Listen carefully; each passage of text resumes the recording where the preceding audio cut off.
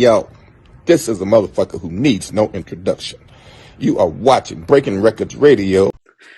Not exactly part of your history, but I thought maybe you could end up shedding some light on this. But a couple years ago, a DAT tape ended up surfacing online. I think it popped up on YouTube, a couple blogs, that kind of thing. But it was some of Mr. Long's solo material from what appears to be about like 1996. And he had tracks on there like Who Rocks the Spot, When You're Hot, Sexy Lady, etc. Do you have any idea what ended up happening to some of these recordings and what the intention or plan was? I know in 96, things were kind of shaky, but I figured you may still know. Yeah, kind of. Like it's I don't ever speak poorly of Long. You know what I'm saying? Regardless of whatever kind of took place, definitely things that I wasn't feeling. I'm sure some things he wasn't feeling as well. But I will say this: around that time, we were looking at getting back together, and this is a little after '96. He did a project called The Class of '96, and what's it called? Yeah, Class of '96, something like that. And so we were looking. This is around the time I'm working on the 8WM/Novocaine album, yep, which was supposed to be a Blacksheep project. Me and Long were supposed to be, putting this project together. We had just gotten reunited, hadn't seen each other in some years, and so all right, cool, we're gonna put together a project. At this point in time, Long didn't really have equipment, and which was befuddling to me because I was like, I couldn't even imagine Long without equipment, like what I'm saying, like, which meant that he hadn't really been putting much together. The music had kind of changed from how we sampled to what was going on at the time. There's a lot of things being played over the top, and everybody was definitely doing their own MP thing and what have you. So I get Long an MP and I give it to him, but he doesn't know how to use it. I'm literally just giving him an MP60. And so, but I'm knowing once he kind of gets it, like it's going to be dope. But at the same time, we're trying to put a project together. So I'm like, yo, Long, while you're trying to figure out this project, like, let's reach out to somebody that's kind of young and dope that we feel like, does in the vein of what we do. And maybe they can kind of help you with the MP60 curve, just learning it quickly. And you could probably give them some pointers on your ear and how, like we can help each other. Yeah. And so I want to bump into this cat, Bean One, in Seattle, that I thought was just dope. And I thought he kind of really fit that criteria. And so I'm trying to put him and Long together. And Long, like, for some reason, just really balked at the idea. And I remember him, saying something like to the degree, like, like, would Guru have Premier do that? And I just thought it was just really weird because it was like, like, I haven't seen you in years. Yeah. Like Guru and Primo, like, they've been doing their thing consistently for years. So maybe not, but they're not us. You know what I'm saying? And, like, if you can, give me 10, 15 tracks right now, then, that are dope, then, like that quells this conversation. He couldn't. So I'm like, all right, well, so I started reaching out to Bean, and, we're trading ideas and this and the other. And every single session that I'm doing, I'm reaching out to Long, who lives in another state now. And I'm like, like, yo, you got to come to New York. And even if it's just for a few weeks, that we can be in the same place, whatever you want to do to these tracks, you can add to them, you can take from them, saying, like, you got, like, he'll help you with anything that you're not understanding. It was a time to be real selfless. Sure. Long had a problem with that. He comes to no sessions, he comes to no meetings in regards to the album. I want to releasing it on via the Orchard. The Orchard, I was like the first hip hop act on the Orchard. Comes to no meetings, nothing. And I'm trying to do this as a Blacksheep project. Towards the end of the project, I'm finally, but mind you, we're doing shows, we're getting some shows booked. So in getting shows booked, I'm introducing these songs. Long is learning the songs and rocking them live with me. Dope. So before the album is released, we wind up having a show in Seattle. And I go to Seattle and bring Long over Bean's crib.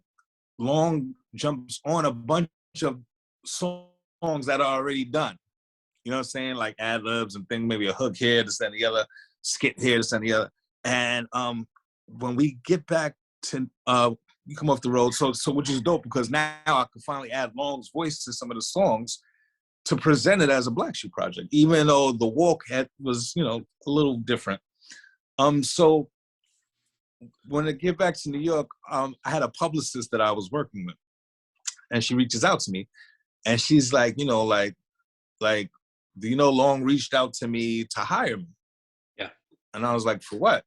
And she's like, has he sent you, do you have his album? And I'm like, what are you talking about? Like, you know what I'm saying? So she sends me his album, and she's like, you know, he's willing to pay me this much, you know, to work his album. Mind you, this is the publicist that I've introduced him to that's gonna work this new Blacksheep project. Yeah. So she hits me, so I get up with Long, I'm like, yo, you know, like you have an album? The whole time I'm working on something for us and inviting him to every session, every meeting, this and the other. He took that, you know, I was saying that I wasn't gonna use his production or what I was asking of him as, you know, I'll show him, and he's putting an album together and doesn't say anything to me, nothing. And I'm like, you know, like, so what's your plans for your project? And he's like, I don't have any plans. I'm just gonna release it. And I'm like, well, I have plans for our project. I said, how about this? Why don't you take a few of the cuts from your project, put them on our project, you know, take a few of the hotter ones, put them on our project.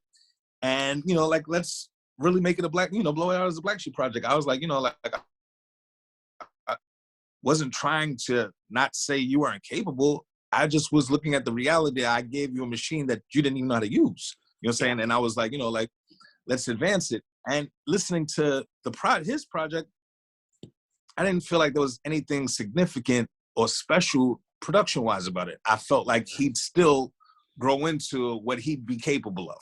You know, like, but that wasn't it. But still, you know, I was willing to be selfless, take a few cuts, add on whatever. To which he says to me, look, man, why don't you just release your project and, you know, like, just go ahead and do your own thing. I'll, you know, and I'll do my own thing, like, you know, send together. And, you know, like, you know, like, I already know what, you know, what my projects, you know, like, he really felt like his joint was just really that dope. And I was looking at him like, are you serious? Like, because to me, like, I listened to it and far from stellar, to be honest with you, as far as what I know him to be capable of. And I also looked at it next to this AWM project, and, you know, it was a no-brainer. Like, yo, there's a world of difference between these two projects, man. I'm like, are you sure? And so he's like, yeah, like, he was, you know, really kind of like, yeah, whatever about it.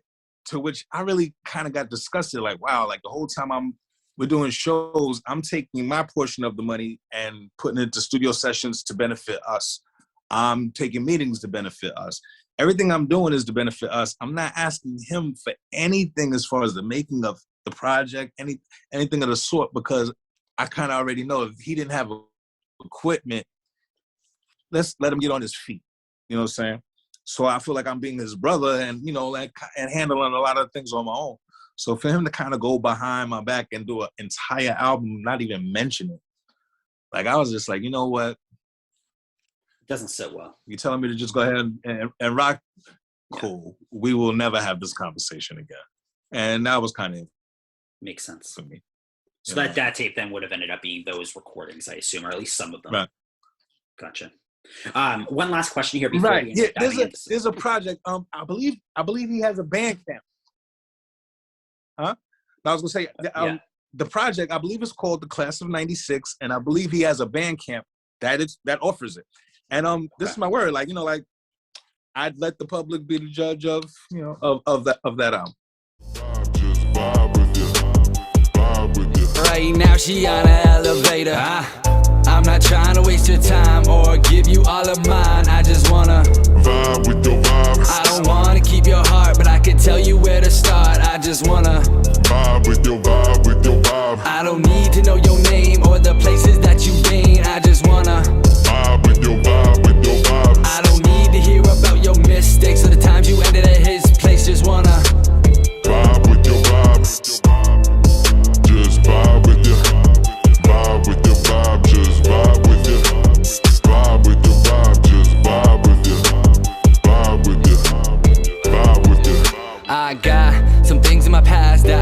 didn't care to reenact. Broke some hearts that I can't take back. I wasn't